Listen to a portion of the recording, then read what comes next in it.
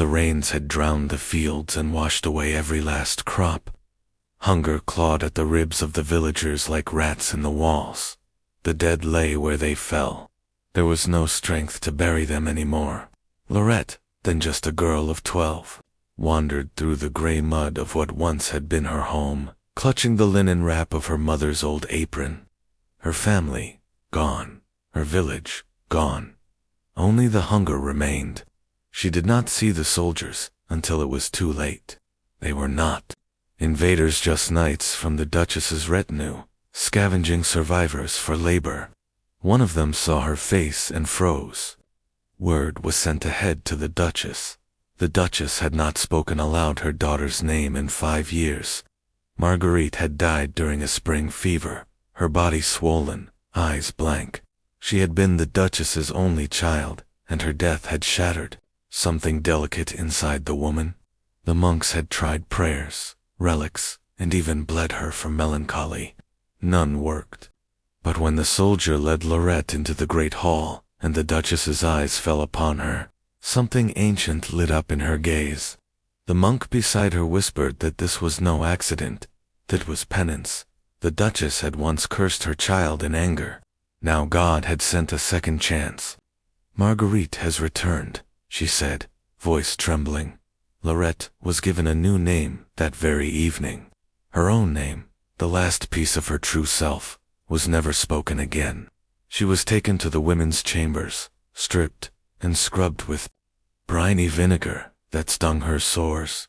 Her hair was pulled and dyed with walnut oil until it matched the hue of the dead girls. Lead powder was dabbed on her cheeks until her skin turned sickly white.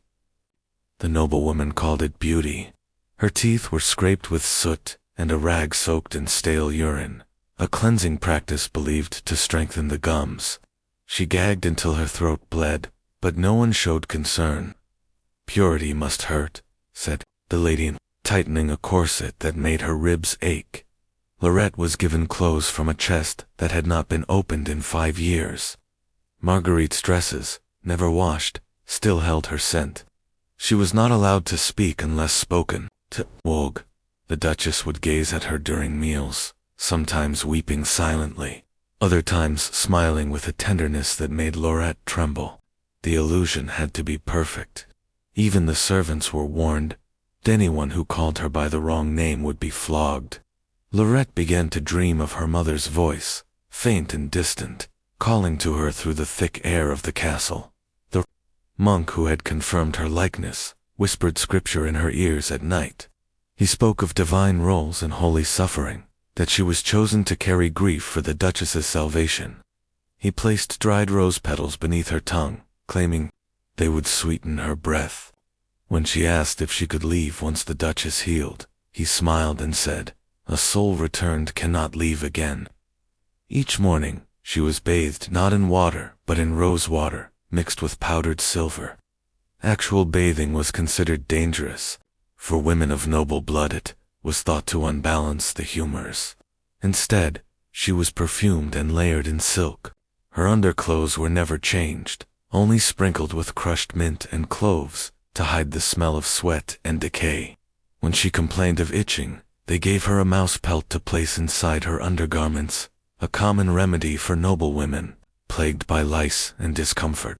She dared not ask why it moved when she walked. She learned quickly to walk with hands folded, head slightly bowed, voice quiet as mist. Nobles visited to see the miracle girl, and many bowed as if she were a relic. One lady knelt and kissed her fingers. The Duchess beamed. Lorette kept her face still. Inside, something fractured. She was not allowed near the other children. They called her Ghost Girl. Some said she was a curse. One day, she passed. A mirror in the Duchess's solar end stared. Her face was barely hers. It was painted, twisted into someone else's memory. Her hair smelled of lard and lavender oil. Her tongue was raw from the vinegar rinses. Her skin broke into sores where the lead had cracked. She had no voice, no place, no past. That night, the Duchess came to her chambers holding a prayer book. She sat beside her, stroking her head, whispering stories Marguerite had loved. Lorette tried to listen, but the words meant nothing now. Her limbs were weak, her stomach hollow. She was a living symbol, nothing more. Before sleep, she whispered her real name into the pillow. It felt strange on her lips, a relic of a life buried beneath layers of perfume, powder, and false holiness. No one would ever call her by it again. Each morning began before the sun, announced not by bells, but by the sound of chamber pots being dragged through the corridors. Lorette's chamber stank of damp linen, clove powder, and the sourness of human skin left unwashed. Servants entered silently, not to clean, but to deliver more perfumed cloths and a fresh jar of vinegar for the morning mouth rinse. She was not permitted to touch water-royal women, she was told, absorbed sin through open pores. Cleanliness was not purity, obedience was. Her hair was combed with iron tools, dusted in chalk, and dried rosemary. The lice that nested at her scalp were quietly ignored. A maid once whispered that scratching in public was worse than screaming. Powder covered her arms to mask blotches caused by the lead paint. She was dressed in layers, wool and silk and brocade, trapping every odor. No undergarment was laundered, each was hung in the smokehouse overnight to absorb the scent of burning herbs. Believed to purify cloth, meals were served in silence. Bread crusts dipped in honey wine, cold meats rubbed with salt. Fresh food was rare, flies hovered. A rat once darted across the dining table, ignored by all. Lorette could not eat without permission. A misstep meant a slap. The Duchess watched her constantly, not with cruelty, but with obsession. She corrected her grip on spoons, the tilt of her neck, the pace of her breath. Lorette was no longer learning how to be behave, she was being carved into a memory. Days blurred into rituals. She was made to wear rings on swollen fingers and sit 4 hours while her cheeks were pricked with nettle to maintain a healthy flush. One of the old handmaids insisted Marguerite had never sweated, so Lorette was sewn into tight garments and made to sit near the hearth until she fainted from heat. Salt was rubbed into her underarms to keep away bad air. She was forbidden from relieving herself more than twice daily. Holding waste was considered noble. She learned to keep quiet. Speaking could undo her. Once, she mumbled a lullaby from her old life, and a servant dropped her pitcher. The Duchess heard. That night, Lorette's tongue was scraped with a silver spoon dipped in lime water to cleanse ungrateful thoughts, the monk said. The other women in the household were not cruel, but they were distant. No one asked who she had been. They called her Little Dove or Lady Returned. She was surrounded, but alone. Giselle, a servant girl assigned to bring her perfumed cloths, was the only one who spoke with warmth. She whispered that she, too, had once worn silks. Her family had fallen after a failed alliance, and she had been traded into service. There are only 2 kinds of women here, she said once. The ones who stink, and the ones who pretend they don't. Benoit, a eunuch who tended the Duchess's bath herbs, showed Lorette how to survive without being noticed. He taught her how to hold her breath when powdered, how to fake a faint to end punishments, how to slip rotting food beneath her robes and feed the mice so they wouldn't bite her feet at night. His hands were scarred, fingers bent at strange angles. He never told her what had happened. At night, Lorette was left alone with dried petals stuffed under her pillow to mask the smell of her body. The bed linens had not been washed in months. A corner bucket served as her toilet. It was emptied only after the morning prayer. If she bled during the night, she was to pray and fast. Blood was a woman's burden. Purity could only be restored through silence. The Duchess began placing relics in her chamber locket's dolls, a wooden comb, once used by Marguerite. Lorette was expected to sleep surrounded by these artifacts, as if she belonged to them. She dreamt often of her mother, but in each dream, her mother's face faded more. The castle had consumed it. A fever swept through the lower halls. Several kitchen servants coughed blood, but no one spoke of it aloud. Illness was a moral failure. Lorette was not allowed to leave her quarters. The monk burned herbs and chanted psalms outside her door. Her chamber was fumigated with sulfur. The smoke gave her headaches, but she was told it kept the sickness out. She began to believe that smell itself ruled her fate. Everything had a ritual: scent myrrh for sin, lavender for obedience, rosemary for youth. Her own body no longer belonged to her. Even her breath was expected to smell of roses.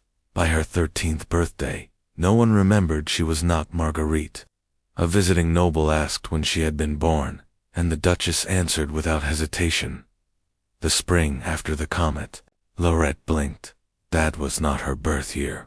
But it didn't matter. What was written became truth. What was real was forgotten. The fever spread upward through the castle. One by one, the lower servants vanished from their duties. First, the laundry girl, then the steward who cleaned the privies. A priest claimed it was a test of faith, a punishment for hidden sins among the women. The Duchess grew frantic.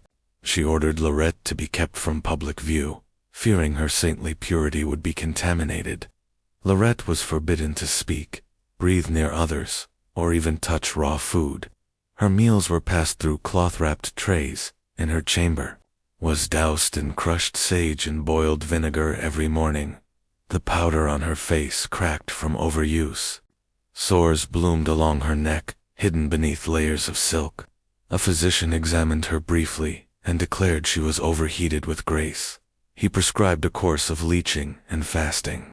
For 3 days, Laurette was denied food and made to kneel in the prayer chapel, a silver crucifix bound to her hands with silk cords. The Duchess watched from the corner, whispering prayers, believing her daughter's soul would be made strong through holy starvation. When Laurette collapsed, she was dragged back to her bed and wrapped in damp linens soaked in wine, believed to cool the blood. Benoît was no longer seen in the hallways. When Laurette asked, Giselle only shook her head. Another eunuch took his place, younger, more silent. Her world shrank. The only voices were those instructing her posture, her tone, her daily regimen. Her undergarments were now infused with crushed poppy seeds, said to dull impure desire. Every mention of bodily need was met with lectures on virtue and obedience. One night, she bled through her garments and was punished for bringing shame upon the chamber. Her linens were burned. The monk demanded 3 nights of silence as penance. One evening, as she sat motionless by the hearth, the Duchess leaned in close, examining her face. "Your skin has changed," she said. "The light is gone." Laurette remained still. She knew the danger of speaking when not asked. The Duchess called for a mirror, held it beside her. For the first time, Laurette saw what the others saw. Her face no longer matched the portrait of Marguerite on the wall. Her cheekbones had sharpened, her eyes no longer wide with fear. She looked older, thinner, less divine, more real. That night, the relics were removed from her room. The dolls, the comb, even the locket. They disappeared without a word. Her treatments worsened. A new ointment was applied to her face, daily ground pearl, mixed with vinegar. It stung. Her lips cracked. The Duchess instructed that she be anointed with holy oils before each meal, and made to recite verses aloud to prove her devotion. Servants avoided eye contact. The illusion was failing, and everyone felt the tension. Even Giselle began to visit less often. When she came, her fingers shook as she pinned lavender to Laurette's bodice. The court began murmuring of exile. It, cousin of the Duchess, had returned from a pilgrimage, and whispered that false saints must be tested. The monk intensified his scrutiny. He forced Laurette to confess imagined sins, vanity, pride, secret thoughts. She was made to kneel on cold stone for hours. At night, she was not permitted to sleep until she had written out 10 lines of scripture with a broken quill and shaking hands. Her ink was replaced with goat's blood, considered more holy.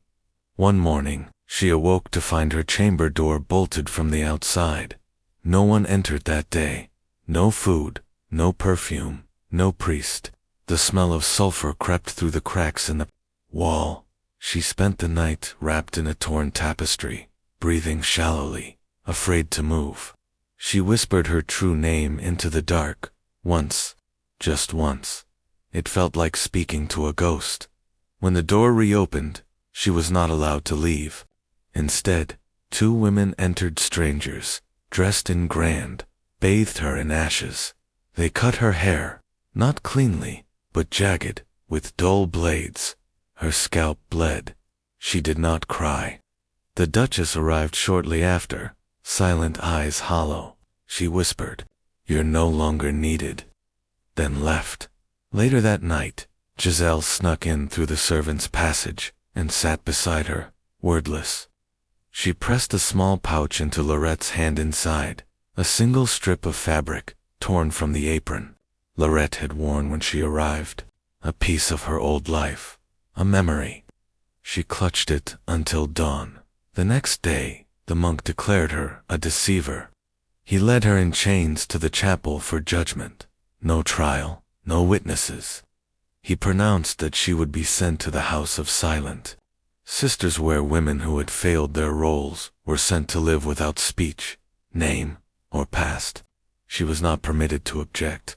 Laurette walked through the castle's halls in silence, every step stripping away what little remained of herself. By the time the doors closed behind her, no one called out, not even Giselle. The House of Silent.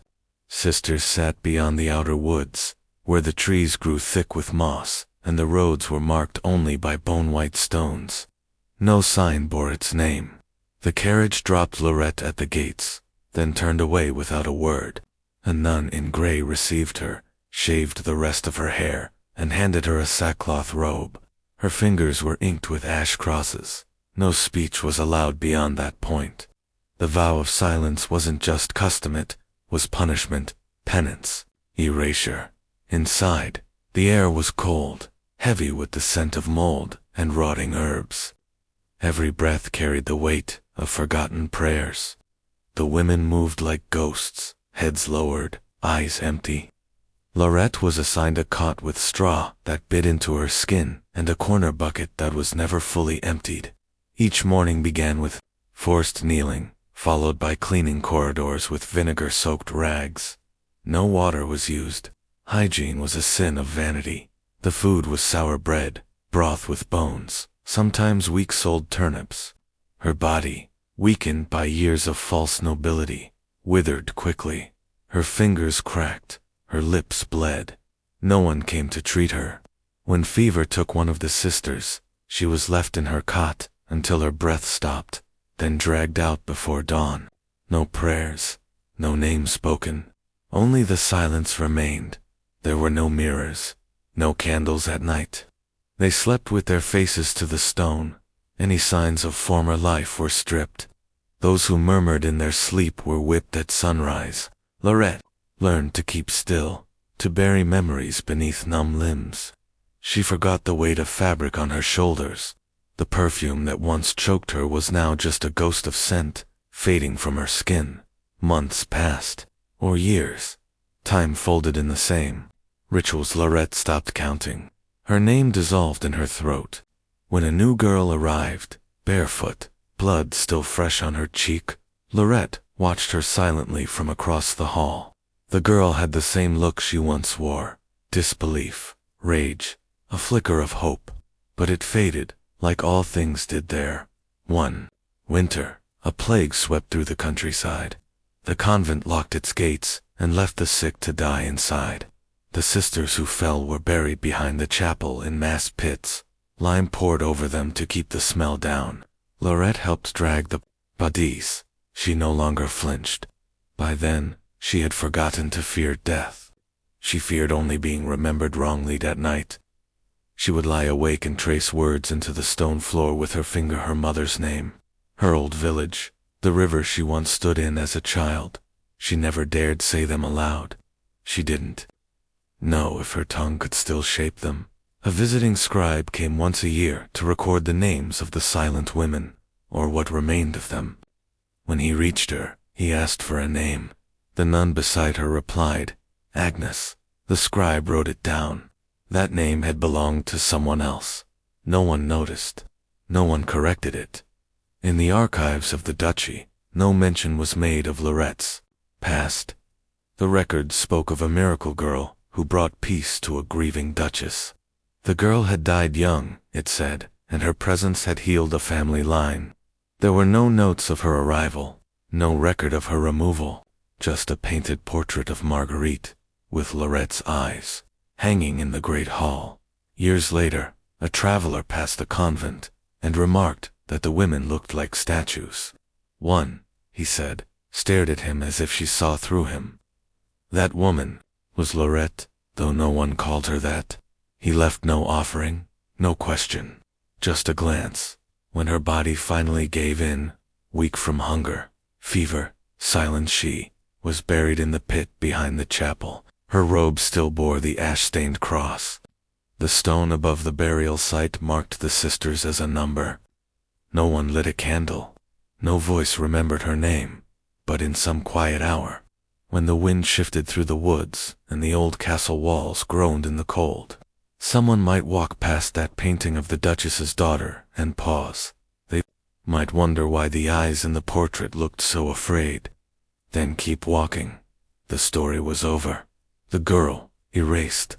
Only the face remained.